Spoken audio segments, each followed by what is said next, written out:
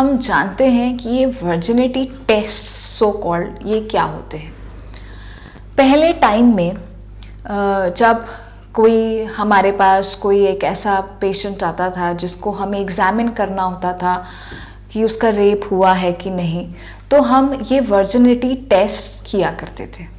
ये virginity test दो तरीके से हम पहले करते थे। पहली चीज़ तो ये कि एक वेजाइना के मुंह पे एक झिल्ली होती है जिसे हम हाइमेन कहते हैं। तो अगर हाइमेन होता है, अगर हाइमेन इंटैक्ट है, तो बहुत चांस है कि फीमेल वर्जिन है। हाइमेन का नहीं होना इस बात का प्रूफ नहीं है, ऑल्दो कि पेशेंट या जो हमारा जो पेशेंट है जो क्लेम कर रहे हैं कि उसके साथ रेप हुआ है वो वर्जिन है कि नहीं, हम क्लियरली नहीं बता सकते। क्योंकि कई बार हाइमेन अपने आप भी टूट जाता है, चाहे वो एक्सरसाइज की वजह से हो, जिमिंग की वजह से हो, हॉर्स राइडिंग की वजह से हो, टैम्पॉन्स या मेंस्ट्रुअल कप्स यूज़ करने की वजह से हो। किसी किसी में शुरू से ही हाइमेन होता ही नहीं, या किसी किसी में हाइमेन इतना थिक होता है कि इवन वेजाइनल पेनिट्रेशन के बाद भी हाइमेन नहीं टूटता। तो हाइमेन का ना होना ये गारंटी नहीं देता है कि सेक्स हुआ ही हुआ है।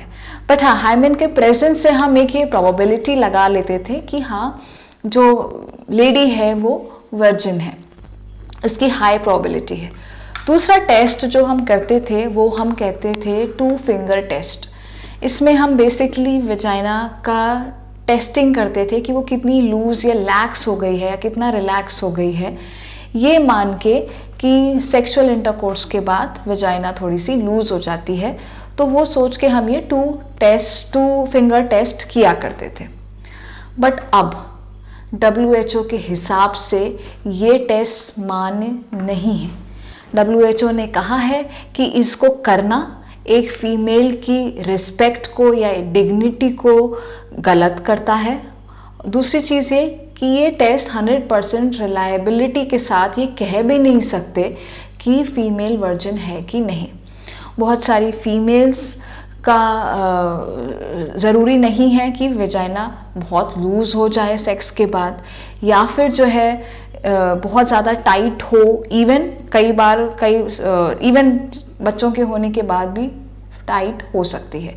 तो इनमें दोनों में से कोई भी टेस्ट ऐसा नहीं है कि जो कि हमें 100% गारंटी के साथ कह दे कि बंदी या फीमेल वर्जिन है कि नहीं। वहीं अगर हम मेल्स की बात करें तो मेल्स में कभी भी इस तरीके के कोई भी टेस्ट आए ही नहीं कि जो कि उनकी वर्जिनिटी को चेक करे।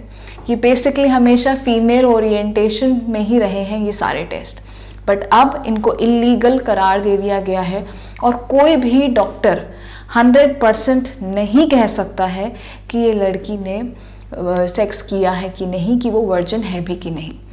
और आज के करंट सिनेरियो में अगर हम फीमेल को टेस्टिंग पे कर रहे हैं और मेल को टेस्टिंग पे नहीं कर रहे हैं, तो वैसे भी सामाजिक रूप से ये ठीक नहीं है। तो कहने का मतलब ये कि वर्जिनिटी टेस्ट एक्चुअली में 100% फुल प्रूफ नहीं है। सिर्फ इकलौता तरीका ये है कि आप अपने पार्टनर से इस बारे में बात करें और उनसे पूछें कि क्या असली में वो अपना रिलेशनशिप स्टेटस या प्रीवियस स्टेटस आपसे डिस्कस करना चाहते हैं कि नहीं। अदरवाइज इन वर्जिनिटी टेस्ट की अब कोई मान्यता नहीं रह गई है। थैंक यू और धन्यवाद।